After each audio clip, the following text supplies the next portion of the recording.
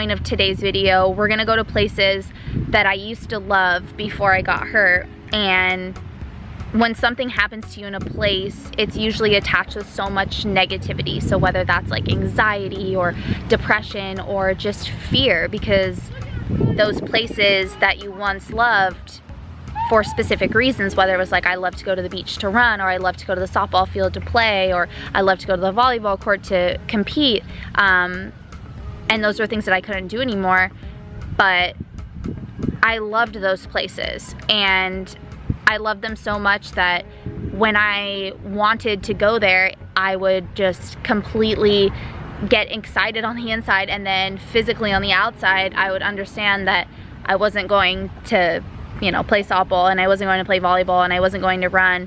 And initially, you know, going to softball fields made me sad, and parks I used to love to go and run in would make me anxious because I couldn't go there and I couldn't do the things that I loved there. And beaches used to unpleasantly remind me every night of what I couldn't do. And it took me a long time to realize that all of these places took a piece of me away.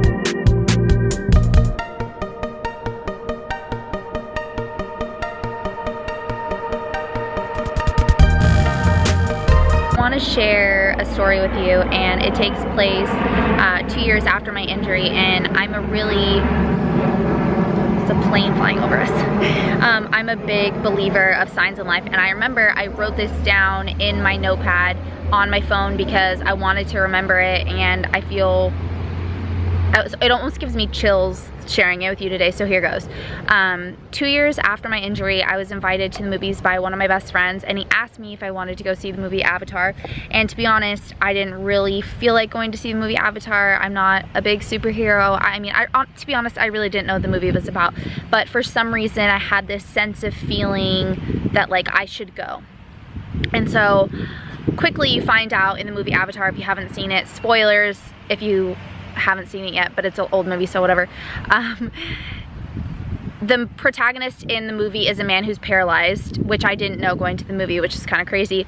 And he participates in this medical study where his like avatar is tested, and so his body lays dormant while his mind goes to a place where he only had gotten to go in his dreams, which is like so true for so many people that are in chairs. Like when I dream, I always dream that I'm not in my chair, which is kind of crazy. So that was kind of a crazy part of it. And then in his avatar, his body is able to like completely run again, and he's able to completely walk and enjoy some of the things that he used to love to do and the things that he dreamed about. Same.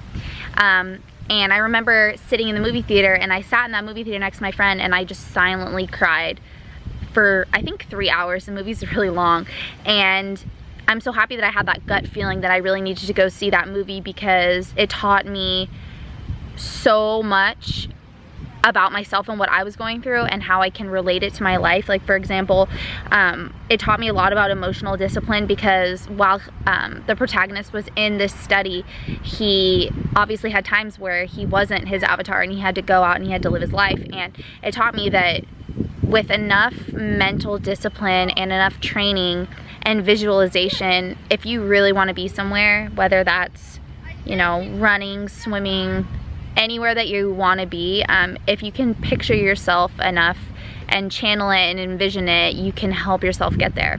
I got really good at that, because there's been so many times in my life where I've sat in my room alone with so much pain in my body. I had immense amounts of nerve pain, which is the worst experience really that I've gone through with my injury, because it's this pain that is so fiery and burny, and it feels like your leg is asleep and it's waking up, plus somebody poured 1,000 fire ants on you. Like, that's kind of the best way to describe it. But there's been so many times where I felt like I'm stuck in a prison in my own body, and that movie taught me that running, walking, envisioning yourself where you want to be, even if you're not where you want to be, is a state of mind. And that helped me so much. So many times where I've been in so much pain, I've pictured myself running, sprinting, all these things that I used to love to do.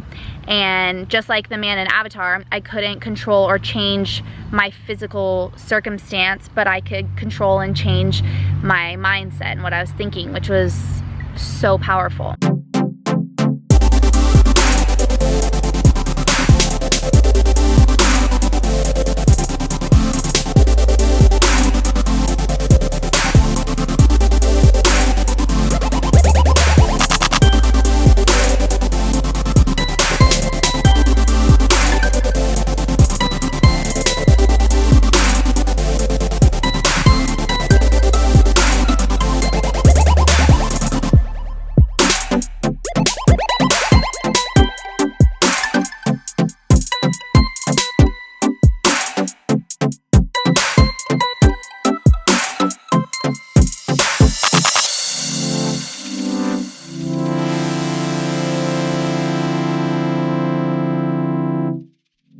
There's places that you once loved that you don't go to anymore because of something that happened. I really urge you to try to break through that feeling, and if you're not ready to go to that place yet, I urge you to visualize it in your mind. Just close your eyes, count to 10, and remember the most happy moments that you had there, and think about it and really make it as descriptive in your mind as you can.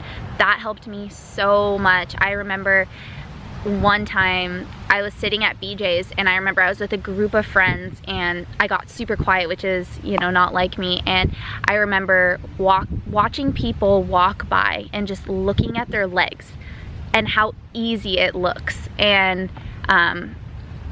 how hard it is, and how many muscles it takes to walk, and watching these people walk by, making it look so easy. And I remember thinking to myself, I want that so bad.